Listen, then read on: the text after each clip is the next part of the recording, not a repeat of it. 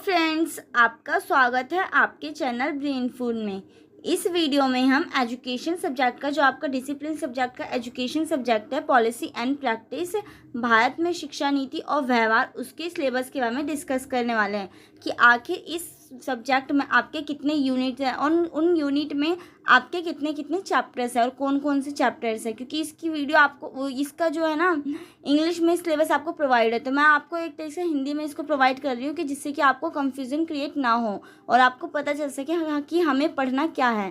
तो आइए अब हम स्टार्ट करते हैं वीडियो को। जो इसका यूनिट फर्स्ट है ना, उसमें है ना आपका पहला जो है यूनिट है, उसमें भारत में शैक्षिक नीति को समझना। इसमें इट मीन्स आपको जो आपका ये ना, ये जो मैंने डॉट्स में लिख रखा है, इट मीन्स ये आपके चैप्टर्स है। ये चैप्टर फर्स्ट हो गया, ये चैप्टर 2 हो गया, चैप्टर 3 हो गया और चैप्टर 4, ये इस टाइप से। इट मीन्स जो आपकी जो फर्स्ट यूनिट है उसमें आपके टोटल कितने चैप्टर हैं? टोटल 4 चैप्टर हैं। अब आप इनको ध्यान से देखना। शिक्षा प्रणाली, नीति और उसका प्रभाव।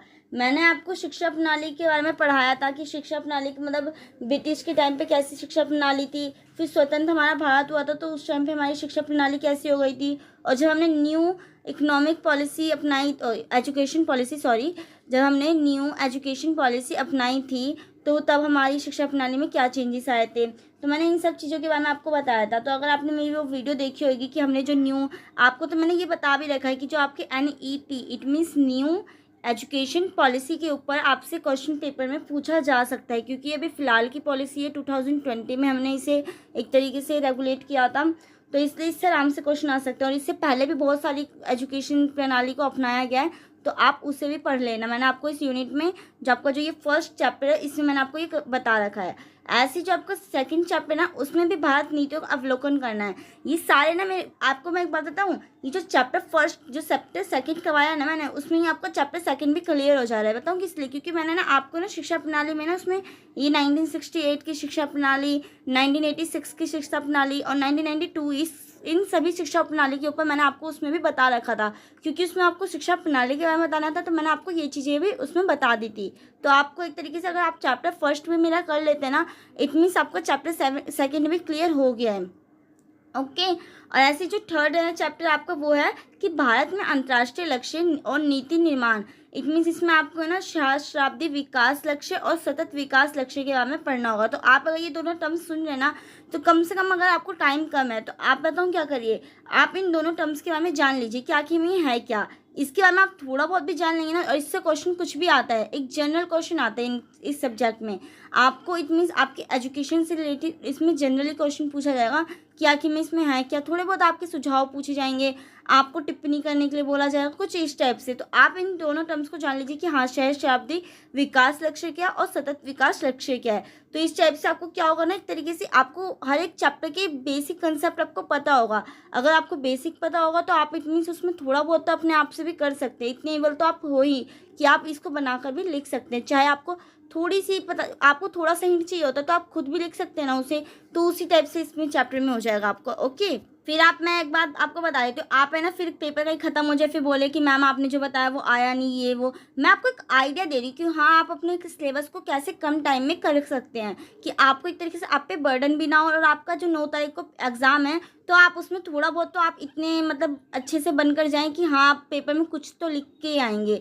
तो इसलिए मैं आपको एक आइडिया दे रही हूँ। ये नहीं कि अगर आपका पेपर में आपको, अगर आपने कुछ पढ़ा ही नहीं है और आपका कुछ हुआ नहीं, तो आप फिर मेरे कमेंट में, मान लो मैंने आपको पेपर से रिलेटेड कुछ भी वीडियो डाली, उसमें आप कमेंट से कर दे कि मैम आपने जो बताया वो आया ही नहीं, मैम आपने जो बोला वो हुआ ही नहीं। तो ऐसे कमेंट में मत करना। तो आइए, जो आपका चैप्टर 4 है वो ये है कि भारत में शैक्षिक योजना और वित्त पोषण, शिक्षा का संकेतक GER NER और छात्र शिक्षा का अनुपात। इसके बारे में ये इतना वो नहीं है। और ऐसी जो यूनिट सेकंड आपकी वो है भारत में स्कूल शिक्षा। इसमें मैंने आपको जो चैप्टर ये 5th था, जैसे कि मैंने आपको बताया, मैंने चैप्टर 1 एंड 5 ओनली आपको करवा रखा है। उसमें मैंने आपको चैप्टर 5 करवा रखा है, जिसमें कोठारी आयोग के बारे, यहाँ पे मैंने वो कर दिया, गलत लिख दिया है, कोठारी आयोग था। तो ये कोठारी आयोग के बारे में मैंने आपको बताया था कि कोठारी आयोग कब स्टार्ट हुआ था, क्या चीज़। इसमें मैंने आपको इसके वो भी बताया था कि कोठारी आयोग की क्या सिफारिशें थी, क्या सजेशन, उसने क्या सजेशन दिए थे, और ये कोठारी आयोग आखिर में बनाया क्यों गया था, इस आयोग की ज़रूरत क्यों पड़ी थी। और जो ये आयोग था, आपको मैंने बताया था, इस आयोग को क्या कहते हैं हम, राष्ट्रीय शिक्षा आयोग भी कहते हैं। अगर नाम ये इस नाम से भी आपको आ जाता है राष्ट्रीय शिक्षा आयोग। अगर आपने मेरी वीडियो देखी होगी तो आपको पता ही चल गया होगा कि राष्ट्रीय शिक्षा आयोग भी इस नाम इसको कहते हैं, कोठारी आयोग के। और ये कब स्टार्ट हुई थी, एक तरीके कब बना के इसको मतलब वो कर दिया था 1964 में। तो यही चीज़ था, इसका पूर्ण गठन मतलब इसका निर्माण 1964 में 14 जुलाई कुछ ऐसे ही थे डेट, इसमें किया गया था। फिर इसके बाद मैंने आपको चैप्टर 5 कंप्लीट करवा रखा है। अब इसके बाद आता है आपका स्कूल की प्रणाली। अब स्कूल की प्रणाली, प्रकार और संबद्धता। इसमें सार्वजनिक जो स्कूल होते हैं, स्कूल से एक आप अगर स्कूल टर्म सुने तो ये जरूरी नहीं है कि स्कूल के में आप कहीं के मतलब यूनिवर्सिटी लेवल पे भी आप सार्वजनिक बोल सकते हैं, गवर्नमेंट के बोल सकते हैं, प्राइवेट बोल सकते हैं, केंद्र के, राज्य सरकार सहायता प्राप्त स्वायत्त निकायों द्वारा संचालित स्कूल। तो आपको वही स्कूल की प्रणाली इसमें बतानी थी, यही चीज़ था। जैसे आपका ये चैप्टर 5 था, फिर ये चैप्टर 6 और ये चैप्टर जो आपका क्या है, ये 7 चैप्टर, ये इस टाइप से आपको बता रखा है मैंने, जो डॉट ले रखे हैं चैप्टर 1 2 3 ऐसे करके आप करना है इसको। तो जो आपका चैप्टर 7 था वो क्या है कि पाठ्यक्रम द्वारा मूल्यांकन के क्षेत्र में स्कूली शिक्षा के विभिन्न राष्ट्रीय, राज्य और स्थानीय स्तर के निकायों की भूमिका को बताना है आपको। तो ना इसके एग्जाम्पल में भी लिख रखा है कि जैसे एनसीईआरटी हो गई, एससीईआरटी हो गई जो राज्य स्तर पर होती है, फिर डीईटी डाइट टाइप में हो गई जो जिला के क्षेत्र में होती है, फिर एनआईओएस इसमें राष्ट्रीय मुक्त विद्यालय शिक्षा संस्थान, ऐसे फिर शिक्षा बोर्ड और राष्ट्रीय, अंतर्राष्ट्रीय और राज्य बोर्ड। तो इन सब के बारे में आपको क्या बताना था कि जो मतलब जो शिक्षा है स्कूली शिक्षा के विभिन्न जो राष्ट्रीय, राज्य और स्थानीय निकायों की क्या भूमिका है स्कूली शिक्षा के अंदर। तो यही चीज़ आपको इस चैप्टर में बतानी थी।